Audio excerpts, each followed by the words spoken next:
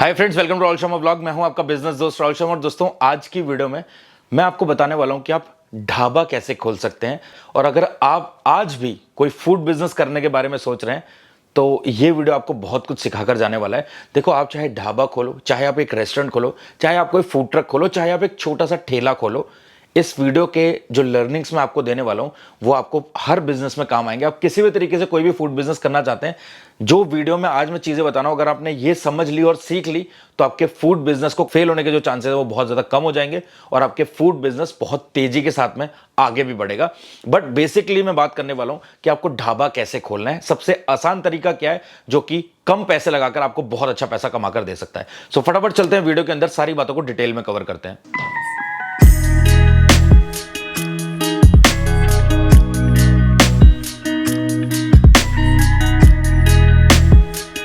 तो जैसे ही हमारे दिमाग में आता है ढाबे का बिजनेस, तो बहुत सारे लोगों को लगता है कि यार इसमें तो बहुत पैसा लगेगा, बहुत बड़ी जगह चाहिए, बहुत पैसे के साथ साथ में बहुत ज्यादा स्टाफ चाहिए।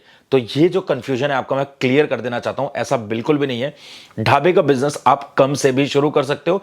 तरीका मैं आपको कंप्लीटली इस वीडियो में बताने वाला हूं। देखो, सबसे पहले ढाबे का बिजनेस एक बहुत अच्छा बिजनेस है। चाहे ढाबा कहिए, चाहे आप रेस्टोरेंट अगर आप खोलना चाहते हो तो रेस्टोरेंट हो गया, या फिर कोई भी फूड ट्रक। देखो, फूड से रिलेटेड बिजनेस एक ऐसा बिजनेस है जो हमेशा चलता है, लेकिन कुछ चीजों का आपको बहुत ज्यादा ध्यान रखना होता है, जिसमें सबसे पहली चीज आती है प्राइस सेंसिटिव कस्टमर होते। तो आपके प्रोडक्ट का जो भी प्राइस है वो बिल्कुल रीजनेबल होना चाहिए, इतना अट्रैक्टिव प्राइस होना चाहिए कि कस्टमर को वो उत्साहित करे कि वो आपके रेस्टोरेंट या ढाबे में ही आकर खाना खाए।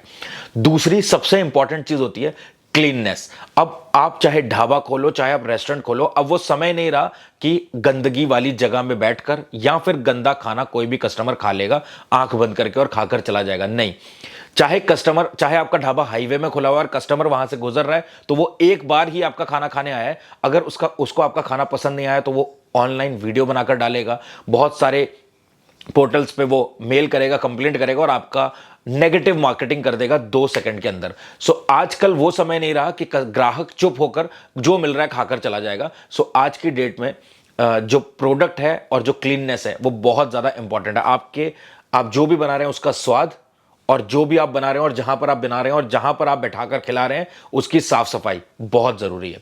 इसके अलावा तीसरी सबसे इंपॉर्टेंट चीज आती है वॉशरूम्स की क्लीननेस। हम रेस्टोरेंट तो खोल लेते हैं, हम ढाबा तो खोल लेते हैं, लेकिन उसके वॉशरूम्स की साफ सफाई का हम ध्यान नहीं देते, जो कि एक बहुत ही क्रिटिकल चीज है फूड बिजनेस में।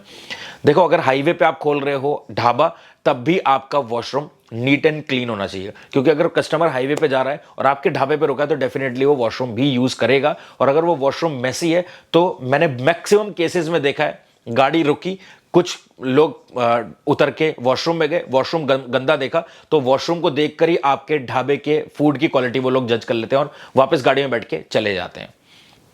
तो अगर आपका वॉशरूम साफ है, वहां पर एक हैंड सैनिटाइजर या हैंड वॉश रखा हुआ है, आपके पास हैंड ड्राई करने के लिए हैंड ड्रायर मशीन लगी हुई है, एक सुंदर सा वॉशरूम है, तो आपके वॉशरूम से ही जो कस्टमर है वो आपके ढाबे की तरफ अट्रैक्ट होंगे, क्योंकि जो अपने वॉशरूम में अच्छी फैसिलिटीज दे सकता है वो उसका खाना बेहतरीन होगा ही होगा। ये आजकल कस्टमर्स का एजम्पशन है और ये रियलिटी भी है। तो इस चीज का आपको बहुत ज्यादा ध्यान देना है। इसके अलावा आपको एक सुंदर सा अट्रैक्टिव नाम रखना है अपने रेस्टोरेंट या ढाबे का, जो कि देखो बहुत सारी सिटीज के अकॉर्डिंग भी नाम होते हैं, है ना। आप हरियाणा से हैं तो आप हरियाणा में जो लोगों की जुबान पे चढ़ने वाला नाम है वो रखो। आप पंजाब से हैं तो पंजाब में आपने देखा होगा किस तरीके के नाम रखते हैं, है ना, तो उस तरीके के नाम आप रखो। तो आपके सिटी में जो लोग रिलेट कर सकें उस तरीके का कोई चूजी नेम, जो कि बोलने में आसान हो, सुनने में अच्छा लगे, ऐसा नाम। और उसका एलिवेशन, फ्रंट डोर हो गया, फ्रंट लाइटनिंग्स हो गई, वो इतनी अच्छी हो कि वो दूर से दिखनी चाहिए। अब बात आती है कि भैया अगर ढाबा खोलना है तो ढाबा खोलें कहां पर। देखो, ढाबा खोलने का, अब ढाबा है तो वो हाईवे पे ही खुलेगा। सो हाईवे पे अगर आपको खोलना है तो बहुत महंगी प्रॉपर्टी है, और अगर आपको किसी के खेत में लेकर, जो कि हाईवे के साथ लगता हो, वहां पर ढाबा बनवाना है तो उसमें बहुत ज्यादा खर्चा आएगा। तो करें क्या। देखो, बहुत सारे ऐसे ढाबे होते हैं जो कुछ टाइम चलते हैं फिर बंद हो जाते हैं। अब ये ढूंढने से पहले आपको एक काम करना है। अगर आप ढाबे का बिजनेस करना चाहते हो या अगर आप रेस्टोरेंट खोलना चाहते हो तो आपको सबसे जरूरी काम क्या करना है, आपको अपने सिटी के, अपने एरिया के 10 ढाबे में विजिट करना है। लिख कर ले लो, आपको बाइक लेके निकल जाना है। एक ढाबे से दूसरा ढाबा, दूसरे से तीसरा ढाबा, एक दिन में कवर नहीं होते, 2 दिन, 3 दिन, 4 दिन। आपने 10 ढाबे घूमने हैं, 10 ढाबे का फूड ट्राई करना है, उसका मेन्यू का फोटो क्लिक कर लेना है और उसके प्राइस को चेक कर लेना है। अब आपने अपने एरिया के आसपास के सारे ढाबे घूम लिए, सबके मेन्यू का जो फोटो है वो आपके फोन में है, सारे प्राइजेस आपने देख लिए और जो फूड की क्वालिटी वो भी आप चेक कर चुके हो।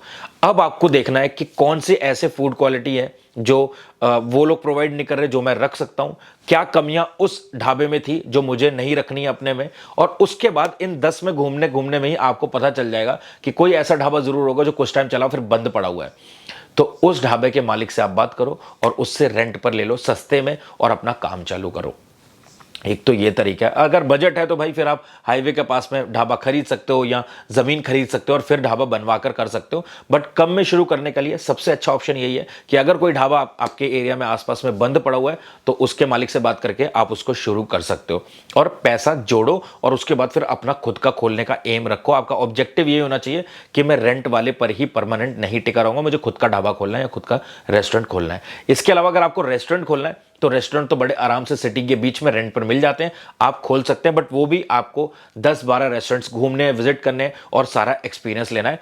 इसके अलावा सबसे जरूरी काम आपको करना होता है, अगर आप ढाबा खोल रहे हो तो किसी ढाबे में काम कर लो। और ये जो फूड इंडस्ट्री है ना, यहां पर बंदों की जरूरत हमेशा रहती है। आप रेस्टोरेंट खोलना चाहते हो, आप 10 रेस्टोरेंट में जाकर बात करोगे ना कि भैया कोई काम चाहिए मेरे को, आपके पास अगर कोई काम हो तो मुझे बताएं, तो आपको 10 में से 2 रेस्टोरेंट वाले जरूर बोलेंगे कि ठीक है भैया कल से आ जाना। देखो लोग बहुत बोलते हैं कि भैया जॉब नहीं मिल पा रही, जॉब नहीं मिल पा रही। एक बार आप अपना रिज्यूमे लेके घूमना पड़ेगा आपको, एक बार घूमो तो सही।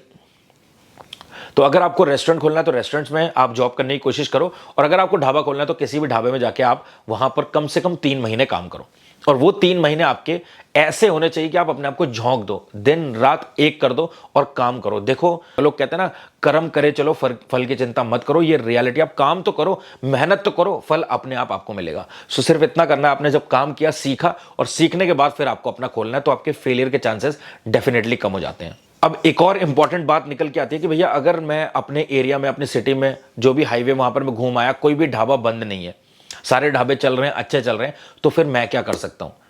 अब कम में शुरू करने की बात हुई थी, ढाबा शुरू करने की बात हुई थी, तो ये किसने बोला है कि आपको ढाबा बहुत बड़ी जगह, बहुत ज्यादा स्पेस और बहुत ज्यादा पैसे के साथ ही शुरू करना है। एक ढाबे को शुरू करने का दूसरा ऑप्शन होता है कि आपने हाईवे पे ही अपना एक फूड ट्रक खड़ा कर लिया। अब फूड ट्रक की बात अगर मैं करूं तो आप वो छोटे हाथी में भी कर सकते हो और अगर आपके पास बजट है तो आप एक बहुत अच्छा फूड ट्रक भी बना सकते हो जहां पर आप सेटिंग भी दे सकते हो। और बहुत ज्यादा फूड ट्रक ऐसे भी होते हैं जहां पर ऊपर बैठने की भी जगह होती है फूड ट्रक में, नीचे छोटी सी किचन है, तो बहुत सारे तरीके हैं।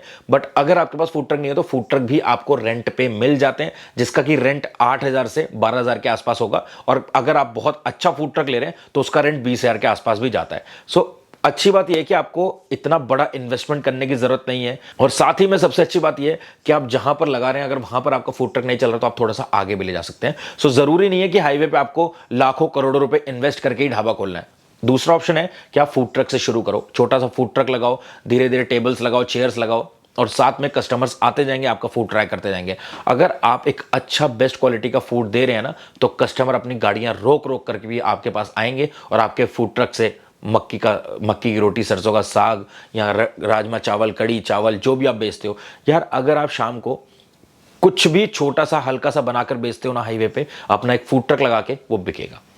सो ये भी एक तरीका है कि आपने ट्रक ले बाई के साइड में अपना एक फूड ट्रक खड़ा किया, बड़ा सा बैनर लगाया और आपका छोटा सा ढाबा चालू है। ढाबे का मतलब ये नहीं होता कि आपने बहुत बड़ी जमीन ली और जमीन पे फिर आपने बहुत करोड़ों का पैसा लगाया और फिर आपने ढाबा शुरू करा, नहीं। आप छोटे से भी शुरू करो, धीरे धीरे धीरे धीरे आप इसको आगे बढ़ाओ। अगर मैं बात करूँ लाइसेंस की, तो आपको फूड बिजनेस करने में FSSAI लेना ही पड़ता है, that is food safety standards authority of India का लाइसेंस। ये आप ले लो, कोई भी फूड बिजनेस कर रहे हो जरूरी है। इसके अलावा आपको स्टार्टिंग में GST नंबर अगर आप नहीं लेते कोई दिक्कत नहीं, क्योंकि आपको कोई भी ऐसा प्रोडक्ट आउट ऑफ सिटी या ऑनलाइन नहीं बेचना है तो आप GST नंबर ना भी लोगे चलेगा।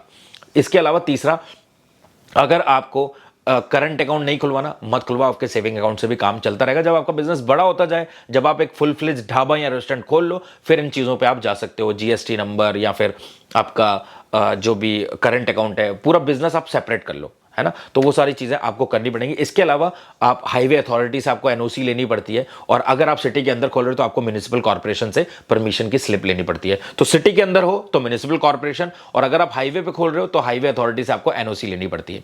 बस इतना सी चीज़ आपको करनी है और आप अपने बिजनेस को चालू कर सकते हो। सबसे अच्छी बात यह है कि आप अपने अकॉर्डिंग प्रोडक्ट्स रख सकते हो, अपने अकॉर्डिंग फूड रख सकते हो, अपने अकॉर्डिंग प्राइस रख सकते हो, और कोई भी चीज़ ना बिकने पर आप प्रोडक्ट्स को चेंज करके जो आपकी सिटी में बिक सकता है वो भी रख सकते हो। लेकिन फ्रेंचाइजी में क्या होता है, आप अपने अकॉर्डिंग चेंज नहीं कर सकते। मेन्यू में रिस्ट्रिक्शन और बाउंडेशंस कंपनी की हमेशा लगी रहती हैं, बहुत सारी चीज़ें होती हैं, तो उन सब से आप बचे हुए हो। चाहे आप फूड ट्रक लो, चाहे आप किसी का बंद ढाबा लेकर खोलो, आपको कुछ मशीन्स एंड इक्विपमेंट्स चाहिए होते हैं।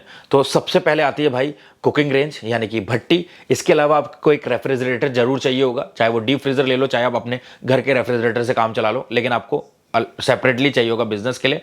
इसके अलावा आपको कुछ बर्तन चाहिए होंगे, बड़ी कढ़ाई हो गई, बड़ा पतीला हो गया, कड़छी हो गई, फ्राई पैन्स हो गए, ये सारी चीज़ें तो ये आपको लेनी पड़ेंगी। इसके अलावा आपको एक तंदूर रखना पड़ सकता है, अगर आप तंदूरी रोटी, मिस्सी रोटी, इस तरह का कुछ भी रख रहे हो। अगर आपके पास स्पेस है, जगह है, ढाबा है, तो फिर आपको टीवी लगवाने पड़ेंगे, फैंस लगवाने पड़ेंगे, कूलर्स वगैरह की फैसिलिटी आपको देखनी पड़ेगी। मत लगवाओ एसी, अच्छा वेंटिलेशन रखो, कूलर वगैरह लगा दो, चलेगा काम। सीसीटीवी वगैरह लगाने पड़ेंगे। इसके अलावा आपको कुछ एम्प्लॉयज़ हायर करने पड़ेंगे, और इसके अलावा आप एक जनरेटर भी रख सकते हैं अगर आपका काम अच्छा चल रहा है, ताकि लाइट जाने के बाद भी आपके कस्टमर्स को कोई भी परेशानी ना आए, लाइट की सुविधा प्रॉपर बनी रहे। अगर आप जनरेटर नहीं लेना चाहते तो आप एक बड़ा इन्वर्टर ले सकते हो, ताकि फैन एंड लाइट बंद ना हो, एसी भले थोड़ी देर के लिए बंद हो जाए। इसके अलावा आप किसी भी तरीके से फूड बिजनेस करने हैं, अपने फूड बिजनेस को गूगल मैप्स में जरूर लिस्ट कर दो, ताकि कोई भी उसको देखने के बाद वहां तक पहुंच सके।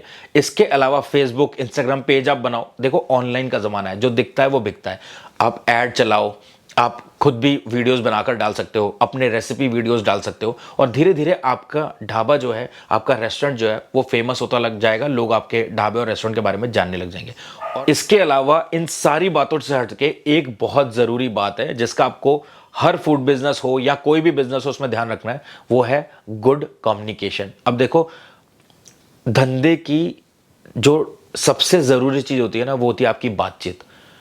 तो अपनी बातचीत बहुत अच्छी रखो, अपने स्टाफ को भी ये चीज़ समझाओ कि कस्टमर के साथ बदतमीजी नहीं करनी है। इनफैक्ट अगर आप किसी के भी साथ बात कर रहे हो, आपको बदतमीजी नहीं करनी है। ये बहुत ज़रूरी है आपके बिजनेस को आगे ले जाने के लिए। और बहुत सारे लोगों को आज भी डर लगता है कि बिजनेस कैसे शुरू करूं, अंदर मन में थोड़ी सी झिझक है, शर्म आती है। तो मैं एक ही चीज आपको कहूंगा कि आपकी शर्म को हटाने के लिए आपको खुद ही मैदान में उतरना पड़ेगा। कोई हाथ पकड़ के आपको आपके घर से ले जाके धंधा नहीं कराने वाला है। सो आप आज करो, चाहे आप इस चीज के लिए 1 साल लगा दो, चाहे आप 10 साल लगा दो, अपने आपको करना खुद ही पड़ेगा। वो मोटिवेशन आपको कोई और नहीं दे सकता। आपको हिम्मत, आपकी शर्म आपकी काम करने से ही हटेगी। घर पे बैठ के चाहे आप 100 वीडियो देख लो, वो आपकी शर्म और झिझक नहीं हटने वाली है। तो छोटा करो, अपना करो, बिना शर्म और डर के करो, आप एक दिन बड़े आदमी जरूर बनोगे। और मैं आपको जरूर एक चीज बताना चाहता हूं कि पैसा कमाना बहुत ज्यादा जरूरी है जीवन में। गरीब आदमी को हर कोई दबाता है। तो मैं नहीं चाहता कि मेरा कोई भी भाई, मेरा कोई भी ऐसा सब्सक्राइबर जो मेरी वीडियोस देखता है और वो परेशान रहे, उसके पास पैसे की कमी रहे। मैं चाहता हूं कि आपका एक बहुत अच्छा जीवन रहे और आप इतना अच्छा पैसा कमा ले कि आपको लाइफ जीने में कोई परेशानी ना आए। देखो, कल ही मैं एक वीडियो देख रहा था इंस्टाग्राम पे, जहां पर एक बंदे की कार के टायर में ऑटो वाले का हल्का सा ऑटो टच हो गया टायर में, तो कार से बंदा निकल के सीधा उस ऑटो वाले को थप्पड़ मार दिया। ये थप्पड़ पता है क्यों मारा? क्योंकि वो बेचारा गरीब था। और वही अगर जिस गाड़ी वाले ने उस ऑटो वाले को थप्पड़ मारा, अगर उस ऑटो की जगह में कोई मर्सिडीज होती ना, तो हाथ लगाने से पहले बंदा सोचता है, क्योंकि वहां पर बात बहुत बड़ी हो जाती है। आज आप अपने से छोटे की रिस्पेक्ट नहीं करोगे तो एक दिन आप चाहे बड़ी सी गाड़ी में बैठो, आपसे ऊपर भी हैं लोग, तो किसी दिन आप उनके नीचे होगे, आप उसके सामने गरीब हो जाओगे तो वो भी आपको थप्पड़ मारेगा। सो इसलिए गलत मत करो। अपना जो भी एंगर है, गुस्सा है, ईगो है, वो साइड में करो और अपना छोटा सा धंधा शुरू करो। धीरे धीरे करते करते आप जरूर किसी दिन बड़ा नाम करोगे। सो आज की वीडियो में सिर्फ इतना ही दोस्तों। मैं आपको सिर्फ इतना कहना चाहता हूं कि फूड बिजनेस एक अच्छा बिजनेस है, लेकिन इसमें मेहनत बहुत ज्यादा होती है। तो अपनी विल